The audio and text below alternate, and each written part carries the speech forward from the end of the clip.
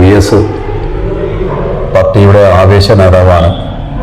സാധാരണക്കാരൻ്റെയും ആവേശ ഒരു നേതാവാണ് VSൻ്റെ വേർപാട് ദുഃഖവും അനുശോചനവും രേഖപ്പെടുത്തുകയാണ്. ഞങ്ങളെപ്പോലെ പുതിയ തലമുറകൾക്കും VS നടത്തിയ പ്രവർത്തനങ്ങൾ, ആ VS നടത്തിയ പ്രവർത്തനത്തിലെ ഒരു വലിയ ആവേശം തന്നെയാണ്.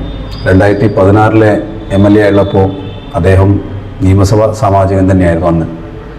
അന്ന് അദ്ദേഹം നിയമസഭയിൽ വരുമ്പോൾ ആ സമയമെല്ലാം അദ്ദേഹത്തിനൊപ്പം ഇരിക്കാനും ഒരു വാക്ക് സംസാരിക്കാനും ഒരു ഭാഗ്യം ഉണ്ടായ ഒരു MLA ആണ്.